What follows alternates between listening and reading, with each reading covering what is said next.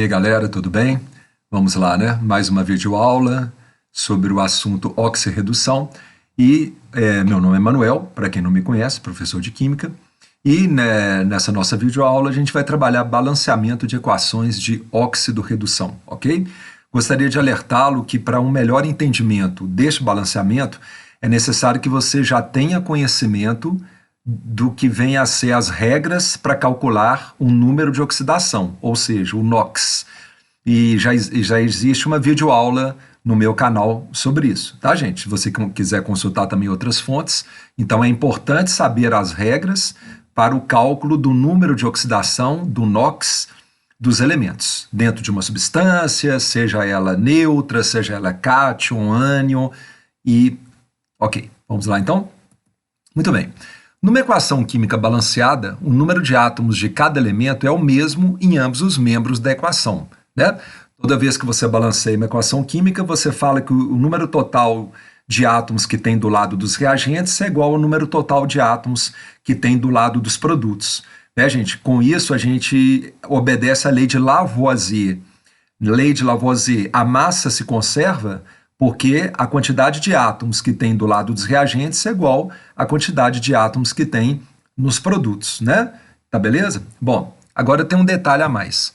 Numa equação de óxido-redução, ou seja, uma equação onde reagentes transferem elétrons para outros reagentes, virando produtos, reação de transferência de elétrons, além do número de átomos se conservar, sem dúvida, o número total de elétrons cedidos pelo agente redutor é igual ao número total de elétrons recebidos pelo agente oxidante.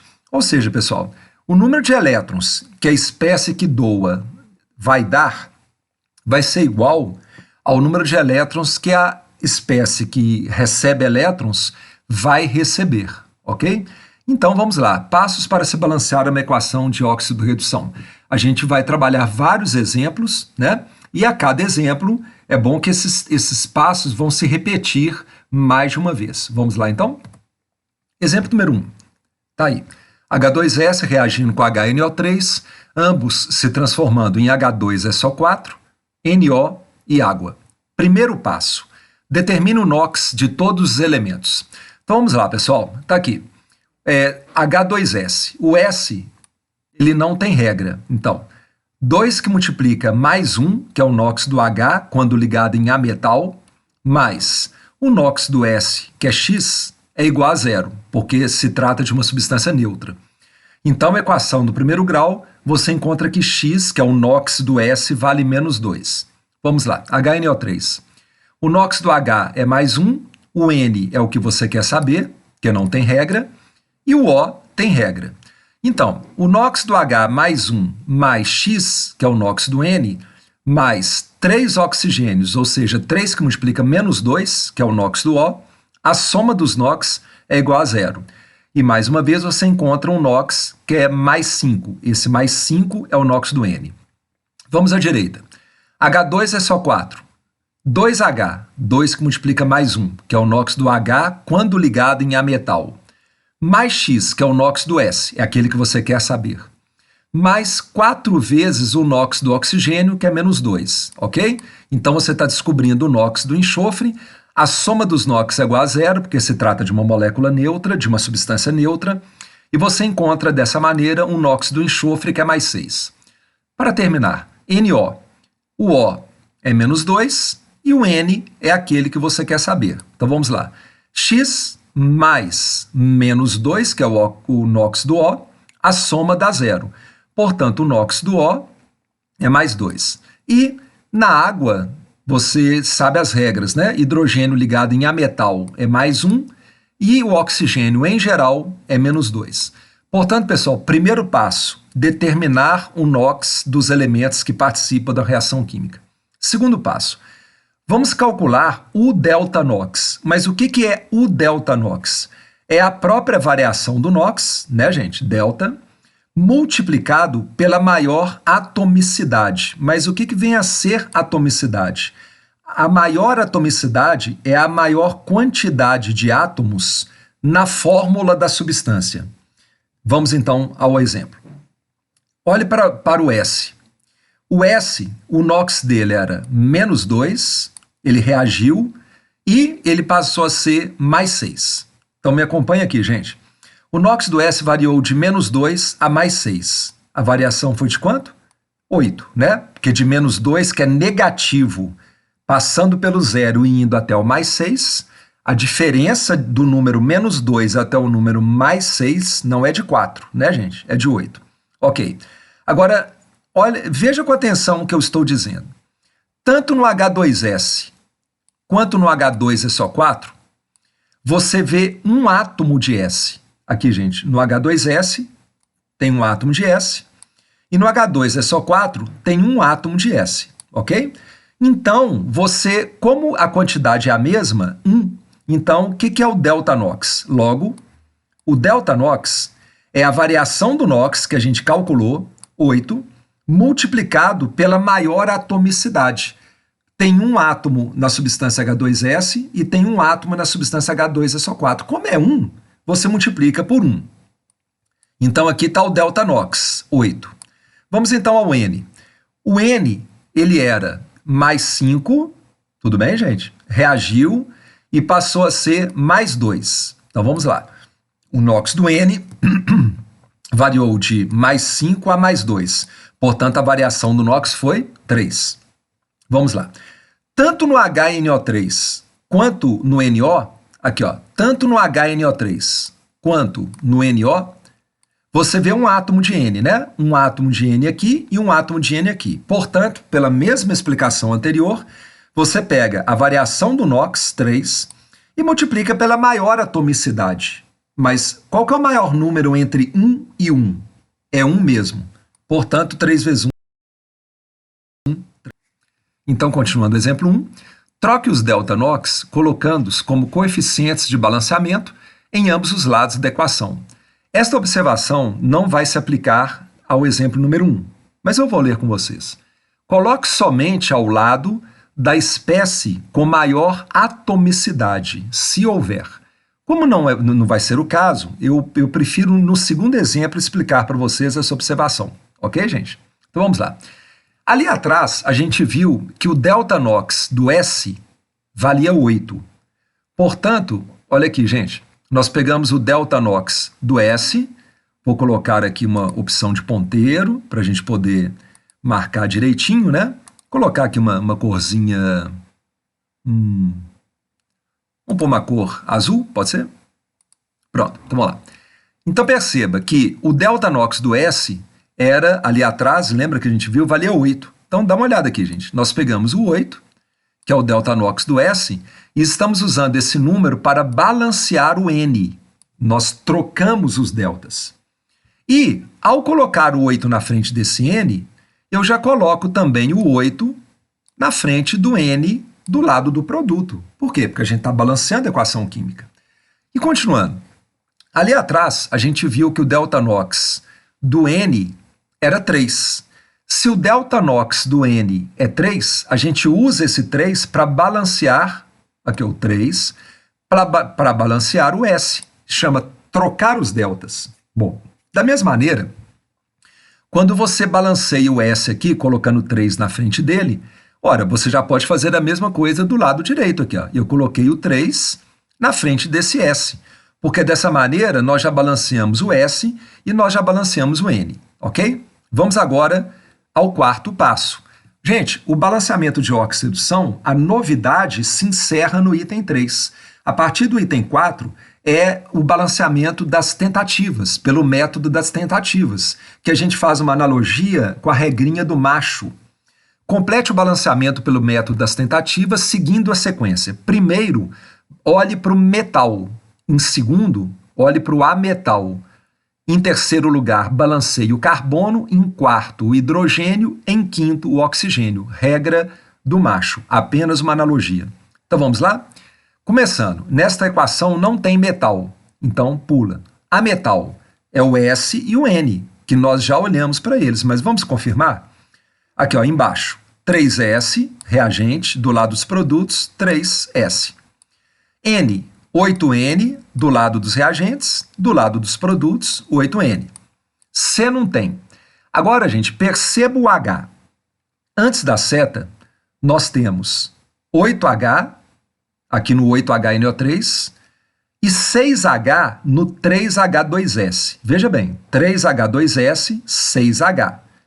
Com mais 8H aqui no 8HNO3, está dando 6 com 8, 14. Dá uma olhada aqui, por favor, pessoal. A gente já tinha colocado 3 aqui na frente do H2, é só 4. Portanto, já tinha 6H. Veja bem o número que nós usamos para continuar o balanceamento. Tá vendo que a gente continuou o balanceamento? Por que a gente colocou 4? Por quê? 4 vezes 2, 8H. 8H com mais esse 6H aqui, ó, dão 14, como a gente viu que tinha antes. E, finalmente, o O, deixamos por último, né? Ó, dá uma olhada do lado esquerdo. 8 vezes 3, 24O. Do lado direito, vamos conferir? 3 vezes 4, 12O. 12 com 8, 20. 20 com 4, 24O. Então, o balanceamento está pronto, né? Lembrando que o balanceamento é mol, tá, gente? Na verdade, a gente lê 3 mol de H2S reagem com 8 mol de HNO3, produzindo 3 mol de H2SO4, 8 mol de NO e 4 mol de água. Resumindo, o enxofre, o NOx era menos 2, passou a ser mais 6. O que aconteceu com o NOx do enxofre? Aumentou. Lembra da outra videoaula nossa? Essa já é a terceira videoaula de oxirredução. Toda vez que o NOx aumenta, oxida, perde elétrons. Ora, se o S perdeu elétrons, dá uma olhada, gente, nessa seta aqui, preta que eu coloquei aqui. Se o S está perdendo elétron, ele está fazendo o N ganhar, ele está fazendo o N reduzir. Portanto, o H2S é o agente redutor. Vamos ao N. O NOx do N era mais 5, ele reagiu, passou a ser mais 2. Como o NOx diminuiu, ele reduziu. E reduzir, o NOx diminui, significa ganhar elétrons. É da nossa outra videoaula, não deixe de assistir. Portanto, olhe para a seta mais uma vez. Se o N está ganhando elétron, ele está retirando do S. Ele está fazendo o S oxidar. Ele está fazendo o S oxidar, portanto, o ácido nítrico HNO3 é o agente oxidante, ok? Vamos ao segundo exemplo? Exemplo 2. BR2 reagindo com HClO na presença de água, produzindo HBrO3 e HCl. Número 1, eu comentei com vocês que a repetição faz a gente aprender. Determine o NOx de todos os elementos. Então vamos lá, gente. Primeiro, bromo. Substância simples. Quanto que vale o NOx? São as regras. 0. Não deixe de olhar a outra videoaula se você estiver com alguma dificuldade. Ok. O hidrogênio no HClO está ligado em ametal, portanto ele é mais 1. O cloro, você quer saber, X. O oxigênio tem regra. Em geral, ele é menos 2. A soma dos NOx tem que ser igual a 0, porque se trata de uma substância neutra, portanto o X, que é o NOx do cloro, vale mais 1. Na água, já vimos no exemplo anterior, hidrogênio ligado em ametal mais 1, regra geral do oxigênio, menos 2. No HBrO3, o H está ligado em ametal, mais 1. Bromo não tem regra, X. 3 oxigênios, 3 que multiplicam o NOx do oxigênio, em geral, que é menos 2. A soma dos NOx é igual a 0, portanto o NOx do bromo é mais 5. E finalmente, pessoal, H ligado em ametal é mais 1, então o NOx do cloro é X, a soma tem que dar 0, portanto o NOx do cloro é menos 1. Segundo passo, calcule o delta NOx, que é a variação do NOx multiplicado pela maior atomicidade. E agora vocês vão ver o que vem a ser isso, a atomicidade, que é a maior quantidade de átomos na fórmula. Eu disse ali agora mesmo que a gente ia aplicar no segundo exemplo, ok? Então vamos lá. Olha para o bromo. O bromo, ele era 0. Ele reagiu e passou a ser um bromo de NOx mais 5. Ok, então o NOx do bromo variou de 0 a mais 5. Portanto, o delta NOx vale 5. Perceba agora, gente, que no bromo 2, que é o reagente, tem 2 átomos de bromo, entenderam? Atomicidade é o número de átomos que tem na fórmula, tá vendo? Tem 2 bromos. Já no HBrO3, que é o produto HBrO3, há um átomo de bromo, ok? HBrO3, só tem um átomo de bromo. Opa, Então, olha aqui, gente, a regrinha. Você multiplica a variação do NOx, que nós já encontramos, pela maior quantidade de átomos. Ora, aqui a gente disse que no Br2 tem 2 átomos de bromo, enquanto que no HBrO3 tem 1 átomo de bromo. Qual é a maior quantidade? 2. Então você pega a variação do NOx, que é 5, e multiplica pela maior quantidade. Portanto, o delta NOx é 10. Vamos ao cloro? O cloro era mais 1 do lado dos reagentes, aqui, ó, ok? No HClO. Ele reagiu e passou a ser cloro menos 1 no HCl, que é o produto. Portanto, o NOx do cloro variou de mais 1 a menos 1. De mais 1 a menos 1, a variação do NOx foi de 2. Vamos lá.